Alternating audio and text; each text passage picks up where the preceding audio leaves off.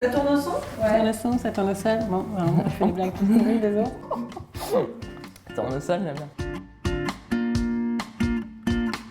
Créatrice de contenu, photographe. Blogueuse. Ouais, ça c'est quelque chose que tu assumes aussi. Ouais. Créatrice aussi tout court. Tu animes des ateliers de do it yourself. Et donc en cours de création, c'est ton blog. Tu as commencé l'aventure comment?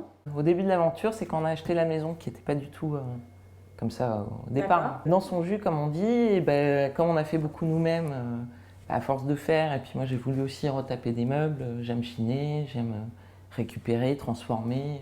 Donc voilà, tu as commencé le blog pour partager en fait. Voilà, c'est ça. Ce que tu découvrais, comment tu faisais, comment je me suis reformée sur de la patine sur bois et après sur du tissage. Ah ouais, carrément, tu es partie en formation quoi. Exactement. D'accord. Donc patine sur bois, tissage, macramé, déco d'intérieur aussi. Puis parce que je pense que quand t'aimes apprendre, t'aimes partager aussi.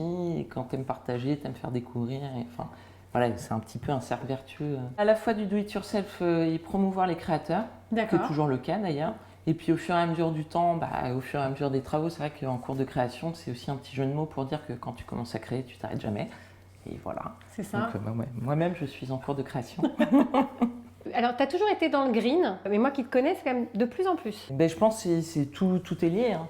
L'upcycling, le meuble, c'était aussi quelque chose de vertueux, de green quelque part. De prendre un objet et de le valoriser par le haut. D'accord, donc lui donner une seconde vie. En fait, on ne jette plus, on ne surconsomme plus.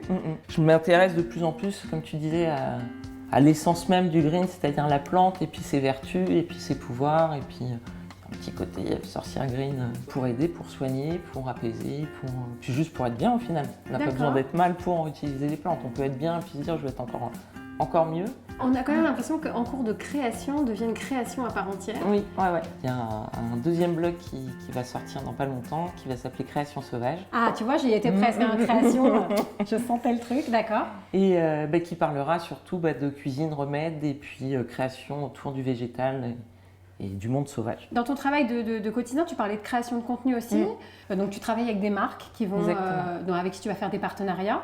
C'est un vrai métier à part entière aujourd'hui. Ça prend énormément de temps. Ouais. Ça prend énormément de réflexion, de recherche. Tu fais des photos aussi. Ouais. Donc, j'essaye de respecter mes engagements. Donc travailler avec des marques engagées.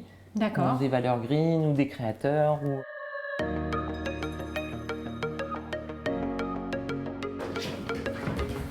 Il y a des animaux partout. Oh, trop mignon! Salut Odin! Ça a été rajouté ici? T'étais dans le jardin. Ah oui, quand tu me dis depuis 8 ans, on est dans les travaux. On est dans les travaux. C'est que tu rigoles pas, quoi. Non. Et là, tu as créé en fait ton sas de... C'est ça, ma verrière personnelle. Ah, j'adore! J'ai beaucoup de plantes. C'est pas une collection, mais disons quand tu aimes, tu craques à chaque fois. On parlait de green et il y a quelque chose d'assez bohème aussi dans ta déco. Oui. Ouais, la nature, les matériaux naturels, chinés et puis upcyclés, tu vois, ça c'est... Ça c'est toi qui l'as fait? Ouais, des petits tiptoes avec des caillebotis pour la baignoire. La création, je pense que c'est le mot-clé, quoi. Et puis quand tu crées, tu as envie de créer encore plus.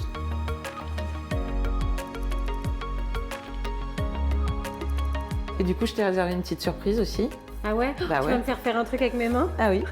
Et puis avec du végétal. Ah, trop bien, c'est bon, tout est là. Allez. Okay.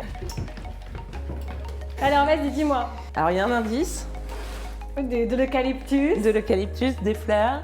On va faire une couronne? On va faire une couronne. Et ouais. Ciseaux. Ça va, je connais. Donc ça, c'est du fil. Ouais. Métallisé à l'intérieur. Ça, c'est du floral tape. De quoi? Floral tape. C'est du scotch pour fleurs. Exactement, voilà. Et puis du petit fil de fer classique. Ça colle pas? Bah oui, c'est fait exprès. Ah d'accord, ok, ça colle. C'est juste pour... Ça colle les végétaux. Je te laisse choisir une tige d'eucalyptus. Celle-là, elle me plaît. Et tu as une tradition suédoise, on a de la famille en Suède. D'accord. Et qui s'appelle, c'est Midsummer. Ouais. Et ils font des couronnes pour justement fêter l'été. Hop. Bon, après, il y a les ciseaux Instagrammables.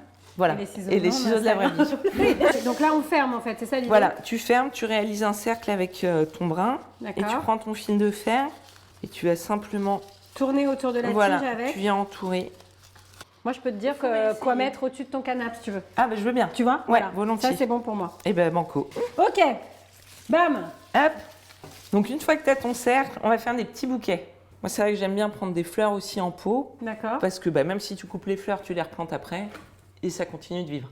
Donc tu prends un petit bout de tige et après on va venir les mettre dessus. On va faire 6 petits bouquets par exemple.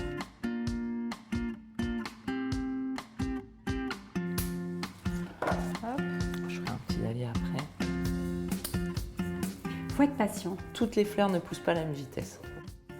Tu reprends un petit bout de fil de fer et tu tournes autour et tu fixes bien, tu essayes de serrer quand même. Il faut essayer de bien serrer, sans casser la tige. Oui, c'est ça toute la difficulté, quoi. Regarde, est-ce que c'est pas mal comme ça? C'est magnifique. C'est très joli. C'est une activité que tu peux faire avec les plantes que tu as dans le jardin. Ça finalise en fait une sortie quand tu as été cueillir des petites plantes. Je la verrais bien plutôt comme ça. On entend parler de plus en plus de plantes design. Donc comment aussi intégrer les plantes dans sa déco. D'accord, Alors il faut considérer les plantes comme un être vivant. Hein. Bien sûr, en fait, c'est ce qu'on fait déjà pour l'extérieur avec des paysagistes. Exactement.